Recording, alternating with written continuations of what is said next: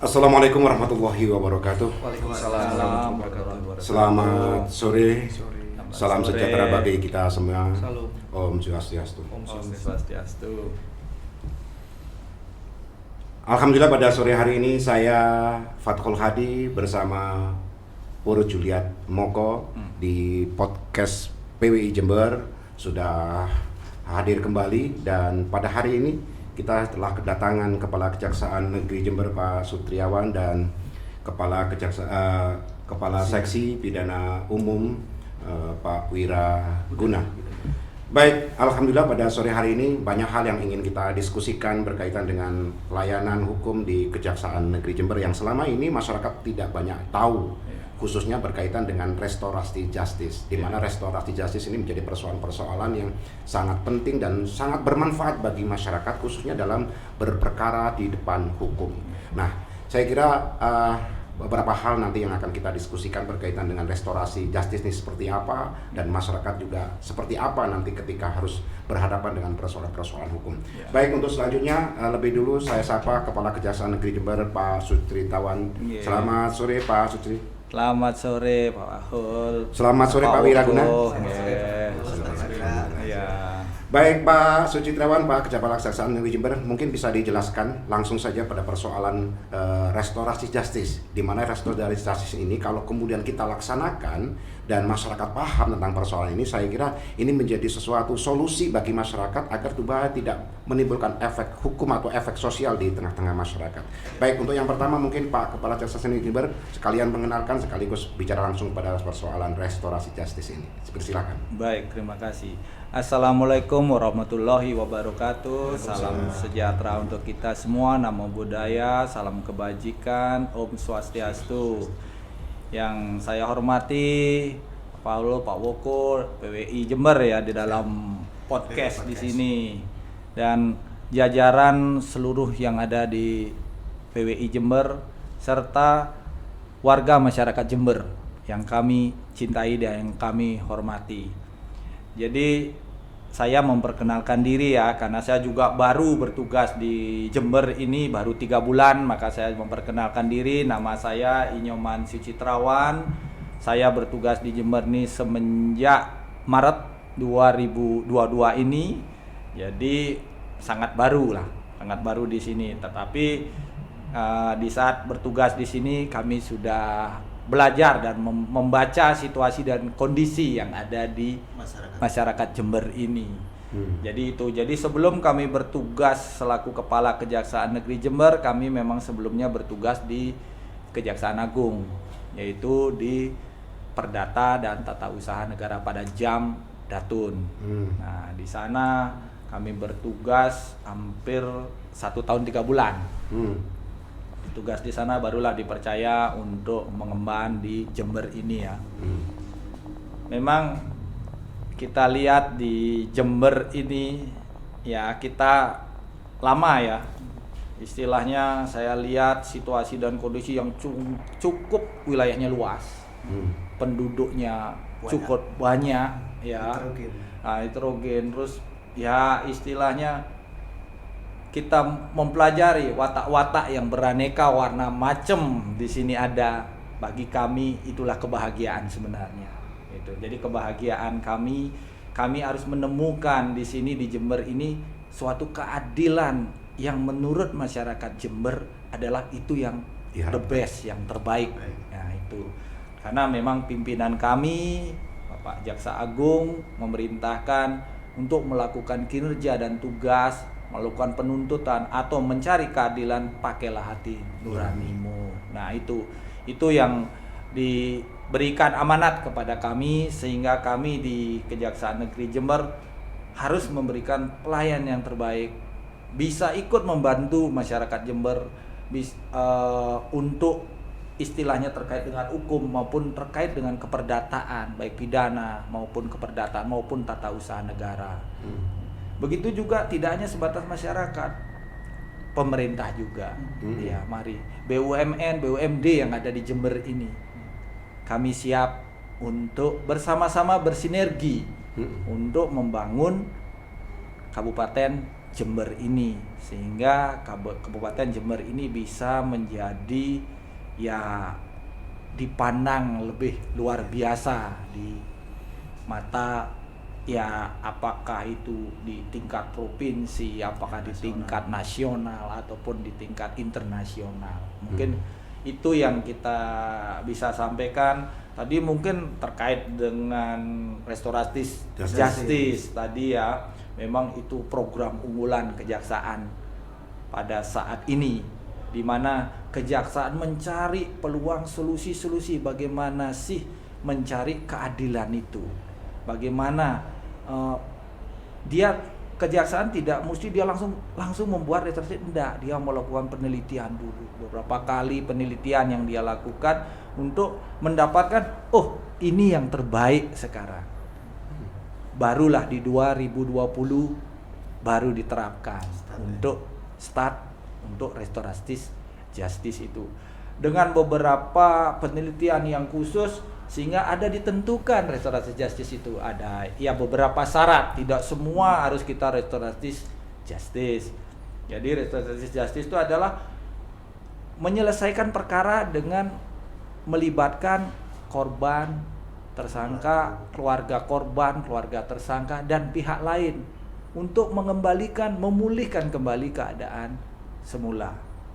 Dalam arti kita damaikan. Nah, itulah apa yang disebut dengan keadilan restoratif justice tersebut.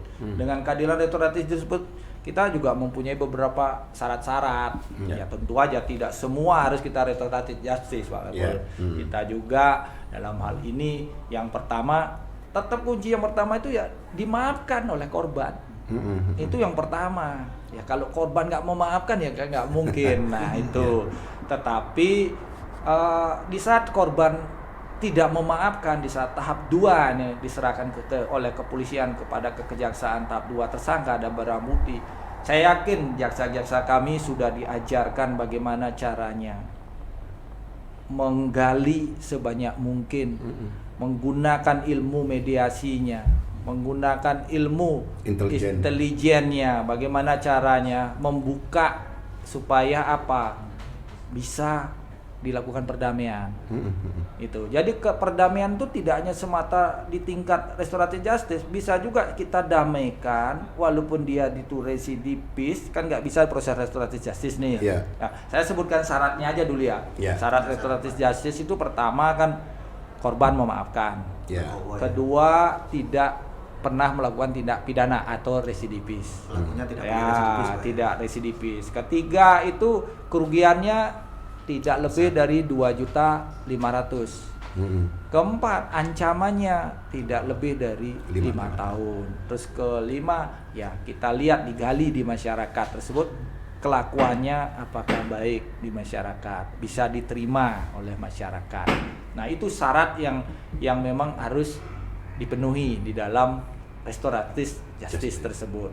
Ya mungkin ya itulah ya, sekarang untuk mendapatkan itu ya kejaksaan itu harus pinter menggali terhadap tersangka ini dan korban ini, bagaimana caranya untuk apakah bisa didamaikan, bagaimana caranya dengan kita memberi wejangan, kita menyampaikan lu tidak langsung lu damai ya, nggak bisa begitu Pak, nggak bisa begitu, kita ada pola pendekatan juga. Iya, ada belajar tentang trik-trik itu, bagaimana kita menjelaskan, mungkin selaku orang tua kita menjelaskan ini loh yang akan terjadi ke belakangnya jika Anda tidak pikirkan sekarang.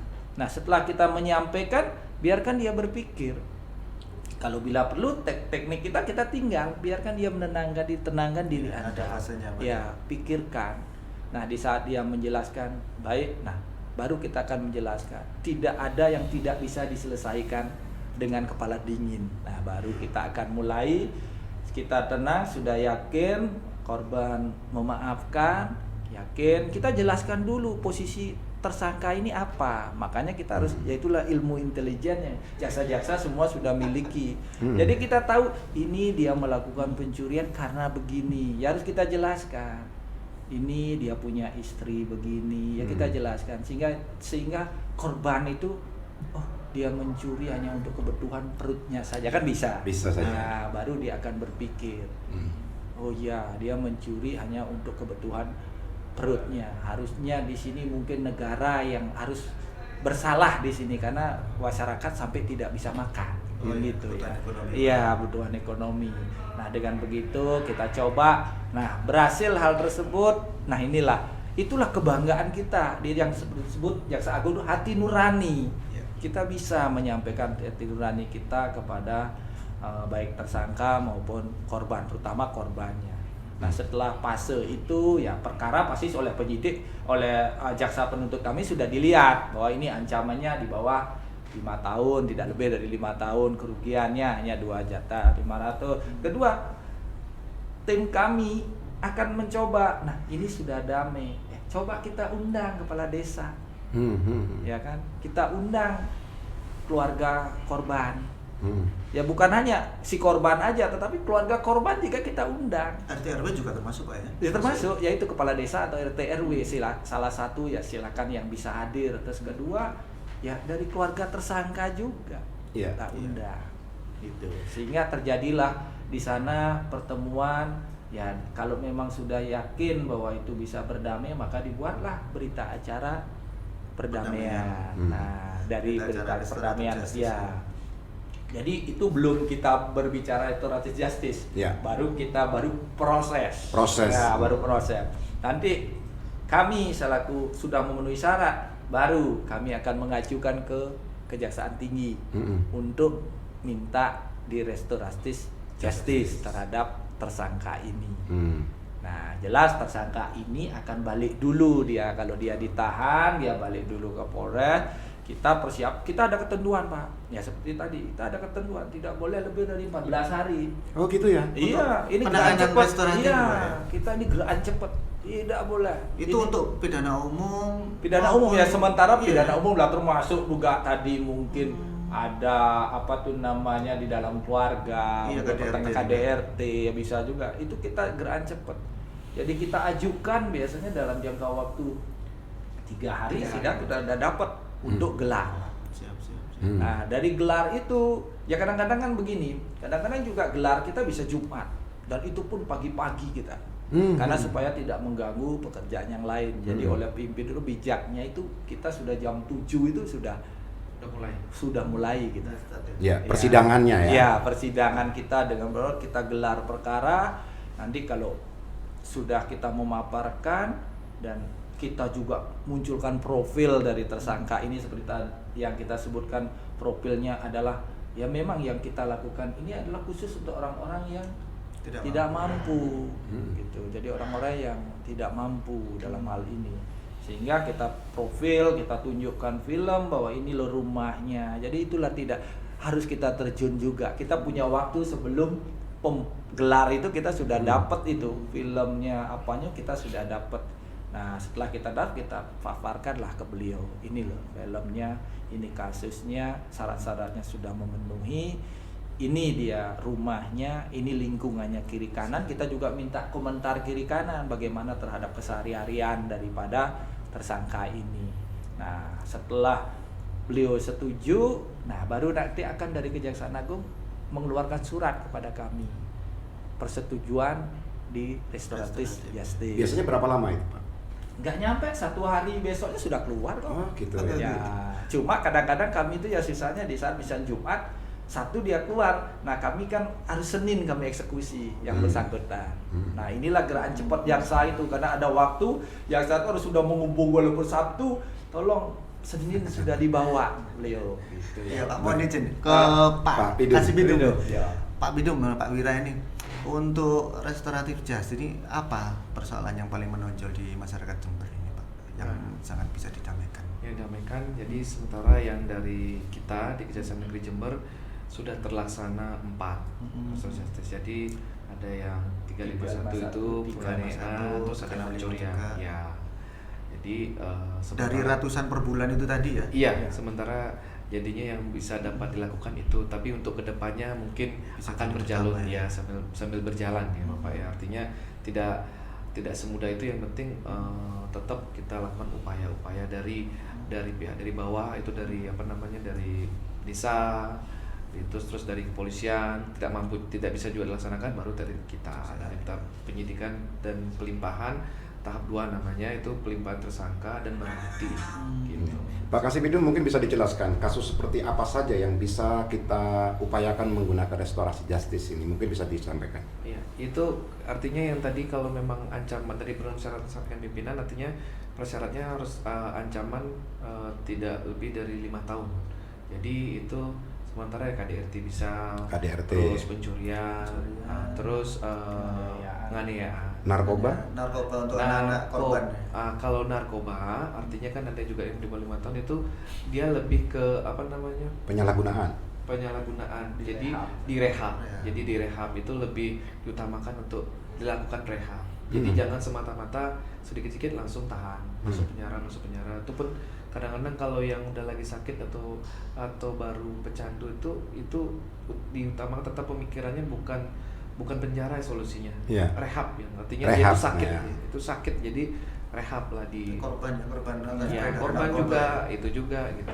Karena apalagi yang baru-baru biasanya kan baru mengenal, dia nggak tahu, ketangkap dan diproses. Pak, kalau untuk masyarakat ingin menggunakan skema restorasi justice ini, bagaimana cara memulainya? Siapa yang harus memulai untuk melakukan solusi seperti ini? Izin Pak. Jadi kalau memang bisa dilakukan di awal, itu memang dari musyawarah, artinya begini Bapak. Jadi kan masyarakat ini saat korban-korban ini kan lebih berkarakternya balas dendam. Merasa korban, dikit-dikit lapor. Jadi arogannya, jadi hukum itu dipergunakan untuk melaporkan gitu kan. Jadi sebenarnya memang si hukum itu juga digunakan artinya untuk biar menertibkan. Tapi kalau memang tidak bisa dilakukan upaya seperti kembali, artinya pemulihan kembali, itu kan orang tua kita tuh ajarannya kan musyawarah untuk mufakat. Ya, kecuali dalam permufakatan itu ada lakukan arogan baru mungkin dilaporkan kan begitu. Jadi dulu, tapi itu ditobrok semua baru kita laporkan kan gitu. Nah, itu tidak bisa juga dilaksanakan di tingkat desa, baru mungkin dilaporkan. Nah, dilaporkan di polisian pun bisa dilakukan kalau kalau memang masih para pihak masih bisa memaafkan. Tapi terkadang sepanjang ini agak jarang. Nanti setelah itu baru jadi berkas, setelah dilakukan penahanan mungkin masih berpikir. Nah, penahanan dilimpahkan dalam tahap 2. Nah, disinilah peran-peran jaksa peneliti, namanya jaksa peneliti kalau di kami itu P16. Jadi jaksa peneliti di situ, jaksa itu ditelaah, melihat langsung di berkas dulu, lihat jaksanya. Nanti setelah merasa ada persyaratannya cukup, apalagi untuk masyarakat yang artinya menengah ke bawah, itu jadi biar mengubah image tidak tajam ke bawah, artinya tetap harus diupayakan, namanya diupayakan dilakukan. Nah, di tahap 2 itu selain menggali seperti tadi disampaikan pimpinan, jaksa ini harus serba bisa, harus selain aja nggak ngerti hukum aja, tapi harus serba bisa. Lihat kondisi rumah harus, jadi harus kalau memang itu juga, jadi kan kalau kita melihat foto juga belum tentu kita turun, kalau bisa memang dia video kan kita lihat memang video harus bukti otentik selain itu jangan hanya video, kita tanya tetangga sebelah, samping, karena itu keluarga terdekat dari mereka bisa melihat aktivitas si tersangka ini bagaimana sebelumnya aktivitasnya sampai dia bisa jadi tersangka. Verifikasi juga. Jadi itulah upaya-upaya yang dilakukan. Artinya setelah upaya sudah dilakukan, baru kita datangkan korban pas tahap 2 itu dilimpahkan, memang memenuhi semua persyaratan yang dilakukan unsur justice, baru kita panggil aparat desa, keluarga seperti yang disampaikan tadi pimpinan saya, artinya sudah seperti itu dilakukan. Nah, di pihak korban utamanya harus memaafkan dulu. Itu. Nah, disitulah seperti tadi disampaikan sama Bapak pimpinan, artinya rasa kebahagiaan kita kalau bisa mendamaikan seseorang. Itu pahala banget kita bisa, artinya betul. Artinya kan apa penyampaian itu seni namanya. Seni penyampaian itu seni. Jadi jangan jaksa itu hanya menekan hanya posisi ini begini, jangan gitu. Sekarang mulai era baru humanis. Era baru bagaimana membuat orang yang tersangka jadi sadar untuk meminta maaf, dan yang korban sadar untuk memaafkan. itu sulit sekali juga memaafkan, itu sangat sulit. Apa kita sampaikan, barang bisa ada pemulihan lagi, barang kembali apa yang disampaikan begitu, dan sampai sudah jadi perdamaian baru dilanjutkan seperti proses-proses tadi itu. Baik. Jadi pimpinan kita juga tahu bukan sembarangan, Iya. hanya pimpinan tingkat kabupaten Pak Kajari saja, Kejaksaan, Pak, ya? sampai Kejaksaan Agung. Iya, Kontrol betul iya, ya. sangat. Jadi tidak Sampai. sembarangan, tidak Ya, sembarangan. tidak sembarangan. Nah, yang pimpinan di atas pun menginginkan sosok pimpinan yang langsung menyampaikan. Betul. Jadi harus tahu dan turun. Jadi seperti disampaikan pimpinan kita di Kejaksaan Agung, keadilan itu tidak hanya dalam buku, tetap dalam hati nurani. Betul. Iya, betul. Baik Pak, sebenarnya persoalan restorasi justice ini persoalan Iya. sudah lama sebenarnya, tetapi Iya. tidak banyak masyarakat, khususnya masyarakat awam ya, Iya. masyarakat secara umum tidak banyak yang tahu kecuali Iya. orang-orang tertentu. Iya. Barangkali Kak Jari ini punya program khusus bagaimana menggencarkan sosialisasi kepada masyarakat, minimal juga mencegah persoalan hukum di kemudian hari. Tadi juga ada Kejaksaan punya rumah restorasi justice misalnya. Iya. Ini seperti apa Pak untuk Oke. melakukan itu semua? Oke, baik, terima kasih. Jadi memang benar, kita juga selain melakukan keadilan restoratif, kita juga mempunyai rumah restoratif justice. Dan itu pun kita di Jember, kita sudah 9 tempat. Dan syukur alhamdulillah kami di saat 9 tempat tersebut kami sudah sosialisasikan di sana tentang restoratif justice. Dan semua kepala desa dan masyarakat sangat mendukung sekali sebenarnya. Lah, iya ya, untuk apa kita ribut? Nah, saya juga menyampaikan, ini balai desa ini dibangun untuk apa? Ya. Coba Anda pikir, ini balai desa ini dibangun untuk rembuk desa. Apapun kejadian, masalah pun yang terjadi, disinilah yang diselesaikan. Nah, sehingga disinilah tugas dan peran kepala desa untuk melakukan perdamaian tersebut. Nah itu, jadi di sanalah di rumah desa itu, apabila di desa itu terjadi, walaupun diproses sudah ke tahap 2 ke kita akan selesaikan di rumah desa tersebut. Dan saya juga bangga, saya dengar juga Pemda juga akan membuat rumah rumah perdamaian, cuma namanya bahasa ini saya pernah disampaikan. Dia akan meluncing gitu loh. Ya, saya sependapat karena apa? Sangat bagus sekali. Ya, itu bagian Apabila dari saya mau proses mendamaikan, justice. saya bisa di tempat Bapak Ya, itu kan betul, gitulah. betul. Cuma namanya itu bahasa sini. Saya juga nggak apal, waktu ingat dia menyampaikan. Saya sangat mendukung. Pemerintah juga sangat mendukung. Karena apa? Itu yang diinginkan memang kan. Pemda Jember ini juga menginginkan yang utama adalah damai. Iya. Itu Jadi kan. di Jember itu ada 9 rumah restoratif ya? Ya, jadi Di mana rumah- saja itu Pak, boleh tahu? Nah, di Jengawah kita ada, terus sama ada di Desa Suci. Saya masih ingat Desa kenapa? Suci Panti ya? Nah, di Panti itu Kecamatan kecamatan Panti. Panti. Panti. Nah, di Panti itu seluruh desanya. Itu ada 8 desa. Jadi seluruh Panti itu jadi Percontohannya di sana Pak ya? ya. Percontohan di Panti ya? Ya, di Panti dan Jengawah.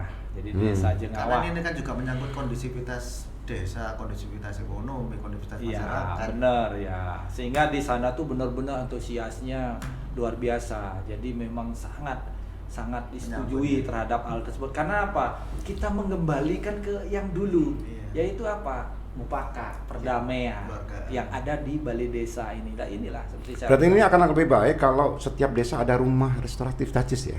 Kami juga mengharapkan begitu. Semua desa melakukan ada rumah restoratif justice. Dan begitu juga Pemda yang digagas kemarin ya lebih bagus lagi. Kan bisa juga orang Pemda ada kriminal, ya kan? Iya. Ya itu di bawah naungan Bapak Bupati. Iya. Bisa kita restoratif justice. Mungkin karena pegawai dengan pegawai bertengkar, mungkin berebut apa kita nggak Setidaknya tahu. di kawasan Ya perkotaan, di Pak, kawasan ya. perkotaan. Jadi kita bisa di sana. Itu. Walaupun kami juga di kantor ada di Median Center. Oh ya, di itu, kantor ya. Ya kita juga Di punya. pengadilan negeri juga ada ya Pak ya? Ya, pengadilan negeri juga dia punya. Sudah punya, kan? Istilahnya kita diversi. Diversi. Itu khusus anak. Anak. Kita juga untuk anak pun juga kita punya juga. Jadi kalau kita ada damai anak selesai ya kita nggak limpahkan. Jadi kita sama. Jadi khusus anak, karena Khusus memang anak. anak itu kan kita istimewakan Iya, Pak. di bawah naungan. Ya tidak boleh dibuka, perkaranya pun nggak boleh Tertutup. ini ya tertutup karena supaya tidak Psikis. aparat Perlakuan khusus psikisnya ya, itu psikis. yaitu ada keistimewaan. Jadi program ini ya betul-betul didukung oleh masyarakat. Sehingga nanti akan berkembang lagi, tidak hanya sebatas tentang pidana umum. Masih dilakukan penelitian bagaimana tentang tindak pidana korupsi. Betul. Ya kan, karena tindak pidana korupsi itu tidak mesti harus nilainya kerugiannya tinggi. Ya. Bisa juga yang nilainya hanya kita temukan ada 30 juta. Apakah kita hentikan? Nggak bisa juga. Ya kita mungkin restoratif justice yang terbaik. Bisa jadi ada kesalahan administratif. Ya gitu, bisa Pak, juga kesalahan administratif, bisa juga. Makanya ini masih diteliti. Inilah pengembangan ilmu hukum terus dilakukan oleh kejaksaan. Mudah-mudahan dengan penelitian, ya kemarin memang sudah ramai dibicara masa korupsi direktur. Nah, udah ramai pembicaraannya. Padahal Kejaksaan Agung itu hanya membuka itu dulu kerannya supaya semua masukan dapat kita tampung, baik akademisi. Nah, sehingga sama seperti restoratif justice ini kita buka dulu sempat ribut. Ya karena apa? Ya kadang-kadang kan juga kalau tidak dilimpah, saya nggak ada perkara dong. Kalau nggak sidang, khawatirannya itu masyarakat nggak jerah-jerah ini. iya, jadi perkara nggak ada ini, bisa tutup ini, kadang-kadang gitu kan. Nah, padahal ternyata perkaranya numpuk karena iya, masih tetap, perkara itu masih tetap banyak. Ya cuma kita menentukan syaratnya ada 5 itu yang kita syarat tentukan, sehingga ya memang perkara di Jember ini cukup tinggi. Mari kita sama-sama, hitungan kami dalam bulan Mei aja sudah 123 perkara. Iya. Sedangkan ya kami juga pengingin di sini itu, ayolah kita coba bersama-sama membangun Jember ini supaya ya adem. Kriminal berkurang. Marilah emosi dihilangkan. Memang ya kunci memang perekonomian, tetapi kita harus sadar. Ayo mari saya juga sama-sama membangun pemerintah Kabupaten Jember. Ayo kita tingkatkan PAD-nya dengan membuka peluang-peluang yang ada sehingga perekonomian ya orang bekerja nggak mungkin dia melakukan sesuatu kriminal kan gitu kan. Ya Mas Koko, ini rupanya Kejaksaan Negeri Jember sekarang ini lebih humanis dalam menghadapi masyarakat. Sehingga kalau hari ini Mas Koko, masyarakat itu kadang-kadang kan takut, ngeri mau berurusan dengan hukum, utamanya dengan kejaksaan. Kalau dulu melihat Pak Kajari itu wah sangar gitu kan. Nah, rupanya ini Pak Kajari, Pak Kasipidum rupanya selalu memberikan humanisme cara melayani masyarakat, sehingga masyarakat kadang nggak perlu bersegan-segan untuk berurusan dengan hukum. Gitu. Pak, kalau boleh tahu Pak, bagaimana Pak masyarakat supaya tidak lagi seperti itu, tidak lagi ada rasa ketakutan. Barangkali kejaksaan terbuka pada masyarakat yang ingin berkomunikasi, ingin konsultasi, jika perlu ingin telepon. Barangkali ada saluran-saluran tersendiri kejaksaan. Bagaimana ini Pak? Terima kasih Pak.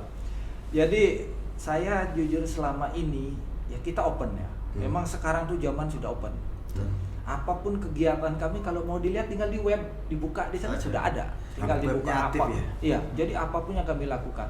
Dan sekarang tuh program kejaksaan itu kan untuk masyarakat tuh udah pelayanan hukum gratis, tidak dipungut biaya. Terkait perkara apapun yang mau dikonsultasikan, silakan ke kejaksaan. Kami ambil contoh, misalnya tetangga atau keluarga pingin cerai, tetapi tidak ngerti bagaimana cara membuat surat gugatan cerai, bagaimana cara mengajukan gugatan, apa yang harus kami lakukan, silahkan datang ke kejaksaan. Jadi di sana akan diajarkan apa? Kami ini pemerintah, kami ini pelayan masyarakat.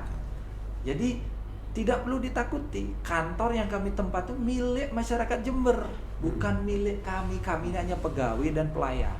Saya dengan Kasipidum saya kalau sudah di kantor, saya sudah setara, bukan lagi harus dia menyebut saya pimpin. Enggak, kita sudah ya karena saya harus membuat di sana itu kondusif dulu ya. Kalau tidak kondusif suasana, bagaimana saya bisa memberi pelayanan yang terbaik untuk masyarakat? Maka kitalah yang harus kondusif. Ternyata Jember ini sudah bisa kondusif. Di Kejaksaan Negeri Jember sudah bisa kondusif. Mari kita melayani. Maka pelayanan kita ya sudah mulai beberapa orang yang datang ke kantor kita. Nggak perlu ditakuti. Kadang-kadang kalau Anda mau tamasya, kami persilahkan. Misalnya begitu ya? Iya, nggak ada masalah. Destinasi wisata ini. Karena apa? Datang ke kantor bagi orang kan, oh saya bisa berfoto nih dengan Pak Kajari. Saya bisa berfoto nih di ruangannya pelayanan hukum publiknya. Coba dia bisa apa ya? Ya itulah yang paling utama menemukan solusi itu, Pak. Iya.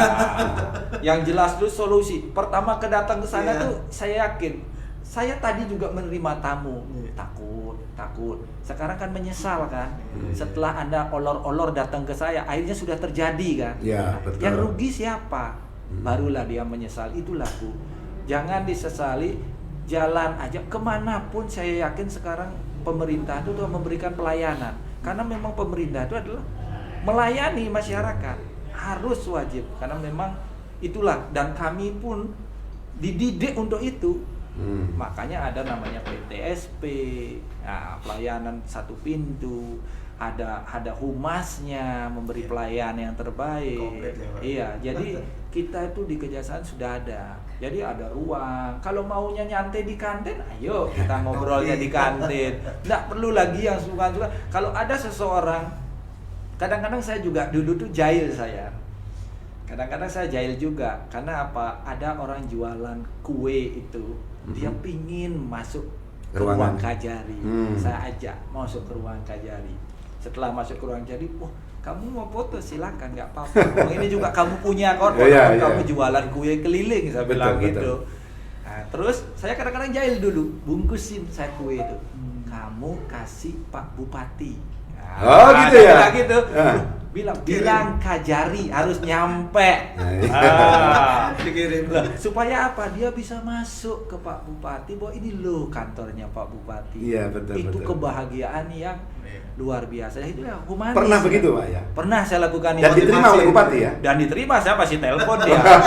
Itu kuenya enak dan dia harus nganter masuk. Nah, itulah. Itu yang memang harus perlu ya. Kita bukan lagi sekarang udah tertutup, tidak ada lagi. Kita sudah terbuka. Inilah Kejaksaan, apapun yang ditanya kita terbuka. Karena apa? Ya seperti tadi juga ada warga yang tanya, Pak, kok penanganan Kejaksaan itu lama? Nah. Saya kadang-kadang tanya dulu, ini lamanya bisa pengembang karena di kami itu tidak ada konsep tunggaan. Sudah diatur dengan durasi Sudah waktu. ada SOP-nya, SOP. kapan habisnya itu nggak ada. Kalau itu lama, kami mungkin loh ya, itu pengembangan. Ya mungkin ini sudah sidang nih, ternyata di persidangan ada temuan lagi, sehingga diungkit lagi, kok dipanggil lagi, nah gitu dia bilang. Betul, Karena betul. di perkara ini dia jadi saksi lagi gitu loh. Iya, Nah sehingga itu pengembangan ya, mungkin itu yang masyarakat tidak mengerti. Setelah saya sampaikan tadi, barulah mengerti, oh Pak itu pengembangan namanya. Saya yakin di Kejaksaan tidak ada yang berani tunggakan. Iya. Karena apa? Kalau ada tunggakan saya akan kena. Jadi saya tidak bisa memimpin ini di Jember ini. Nah, Iya. itu. Baik. Jadi itu masyarakat ya supaya bisa tahu. Seandainya ada perkara yang lama tidak diselesaikan, ya silakan lapor kepada kami. Saya yakin tidak ada. Karena kalaupun kami lama, kalau kami sudah tahan ada masa penahanannya. 20, 30, 40 ada. Kalau sampai lewat orang tuh pasti keluar. Apa mungkin Kejaksaan kan ini? Ya itu ada mekanisme aturannya. Karena apa? Kita akan jaksa tuh pasti akan menggali sesuatu semaksimal mungkin sehingga dia dalam sidang nanti benar-benar sudah pip gitu. Baik, Pak Kasih Bidung, kalau tadi Pak Kajari sudah menyampaikan layanan masyarakat sangat terbuka di kantor Kejaksaan, bahkan di ruang Pak Kajari itu sangat terbuka. Barangkali Kejaksaan punya saluran khusus bagi masyarakat publik yang ingin bertanya, tidak datang langsung, misalkan mau teleponnya kemana gitu, sebagainya. Ada saluran-saluran itu? Ada. barangkali? Jadi kebetulan nomor telepon saya nggak hafal. Nanti itu Di biasanya web kasih itu tel ada. di webnya Di ada. web ada ya, kalau Jadi kalau zaman sekarang ini kan Instagram ya, Baik. Facebook zaman sekarang itu ya bisa dilihat di situ Kejaksaan Negeri Jember. Nah untuk para orang tua yang masyarakat yang artinya sebelum zaman era baru ini yang nggak tahu di media sosial bisa datang aja itu ke kantor langsung. Di situ ada ini pelayanan publik di depan. Jadi tinggal di depan dikirim. Jadi kenapa di depan itu yang paling utama, itu yang didahulukan. Iya. Jadi Kejari Jember punya media sosial Facebook dan Instagram ya? Sama. Nah, webnya. jadi masyarakat bisa mencari ini ya? Mencari Ya. di sana. Kalaupun tidak bisa mengerti media sosial untuk masyarakat yang di bawah begitu ya, kalangan yang di bawah bisa langsung datang aja ke kantor di Oh, Jalan begitu. Karimata Selatan. Depannya. Jadi ya arti otomatis di daerah kita taruh di bagian publik itu di depan. Jadi ada sudah jaksa sama Sebelah istimewa. kantin lah. Iya, sudah. Jadi Sudah tercatat lah nanti. Iya. iya di sana Tanyakan mulai apa ya. tanyakan. Nah, itulah. Jadi kan mungkin masyarakat ini masih ke bawah yang model lama. Ya. Gitu. Jadi memang butuh Ya. butuh waktu. Yang penting kita tetap upayakan laku gitu untuk info salah satunya ini, Ya. ya kan? Pasti Podcast salah satu GWI, ya, benar. salah satunya. Baik, Pak Kajari, yang Siap. terakhir ini, Siap. barangkali apa yang ingin disampaikan kepada masyarakat dalam rangka untuk sadar hukum? Apalagi tadi sudah disinggung tentang restorasi justice, bagaimana yang ini belum banyak tersosialisasikan. Barangkali Kajari punya konsep tersendiri dan ada himbauan buat masyarakat agar supaya persoalan orang ketika berurusan dengan hukum ya selesai, tidak hanya kemudian menyisakan persoalan hukum kemudian hari gitu, diputus di pengadilan tapi kemudian berdampak sosial kemudian hari. Nah, barangkali Pak Kajari punya himbauan atau saran bagi masyarakat khususnya masyarakat Jember. Baik, saya memang dari semenjak dulu ya mempunyai suatu gugahan karena terkait dengan pidana. Jadi saya mempunyai suatu slogan saya dikala saya menyampaikan kepada masyarakat. Jadi begini, saya mempunyai kamu adalah aku adalah kamu. Jadi saya ambil contoh, jika saya mau memarahi kamu, saya marahi diri saya dulu. Sakit hatikah dia? Nah itu, sakit hatikah dia? Saya yakin dia sakit hati. Atau sama, saya tempeleng dia. Sebelum saya menempeleng dia, saya tempeleng diri saya dulu. Sakitkah? Nah, inilah yang memaknai saya bahwa sebelum melakukan sesuatu, sadarlah. Cari solusinya sebelum melakukan sesuatu. Seperti tadi saya bilang warna-warni. Saya senang dengan warna-warni. Karena apa? Saya bisa mencari solusi hal tersebut. Sehingga mudah-mudahan dengan hal tersebut kita tidak melakukan sesuatu. Jadi kita bisa memaafkan orang. Karena kita akan sadar akan kelakuan kita. Misalnya, ya seperti itu. Saya pun juga sama. Saya nggak pernah memarahi pegawai saya. Karena apa? Jika saya memarahi, saya akan posisikan diri saya kepada dia. Jika saya memarahi dia, dia pun juga akan sakit hati sama saya. Lebih baik saya nyari solusi yang terbaik. Kenapa kamu bekerjanya kurang? Karena mungkin ada kendala keluarga atau apa. Kita cari solusinya. Begitupun kita dengan pidana ini. Masyarakat umum. Masyarakat umum ini pidana itu harus pasti ada solusinya. Nggak mungkin tidak ada solusinya. Pasti ada solusinya. Nah, itulah saya sampaikan. Jadi permasalahan apapun yang ada di masyarakat Jember ini, kalaupun tidak menemukan solusinya, silakan datang ke kejaksaan. Kami open, kami siap membantu. Apapun itu. Contoh misalnya yang paling simpel, dia mengurus sertifikat ini, ternyata kok lama sekali nggak jadi-jadi. Dia minta konsultasilah ke kejaksaan. Pak, sertifikat kami sudah sekian tahun loh Pak nggak keluar-keluar. Apa permasalahannya? Lah, kami selaku aparat penegak hukum bersama-sama MOU dengan BPN, ya kami akan mengundang BPN. Ini ada keluhan loh dari masyarakat terkait dengan lama sekali penerbitan sertifikat. Itu ambil contoh. Bisa saja begitu ya? Ya bisa saja. Sehingga kami bisa, oh Pak kami cek. Nah kadang-kadang dicek oleh BPN, oh maaf Pak ada kurangnya begini. Sehingga kami undang lagi, ada kurangnya ini. Nah itulah, itu solusi yang terbaik. Iya, kita sama-sama. Makanya saya pun kejaksaan nggak bisa bekerja sendiri. Artinya ini bukan bidang kejaksaan ini. Iya, nggak begitu. bisa. Tetap kita sama seperti dengan PWI juga. Iya. Saya mau mempromosikan diri saya bilang-bilang bagus, kalau nggak disampaikan oleh para wartawan nggak akan saya bisa jalan. Betul. Gitulah, gitu. Jadi kami pun terima kasih dengan adanya podcast ini, sehingga kami bisa sampaikan solusi itu pasti ada jalannya. Tidak ada jalan yang tidak ada solusinya. Jangan memaksa dengan adanya suatu masalah Anda harus bunuh diri. Tidak, itu bukan penyelesaian masalah.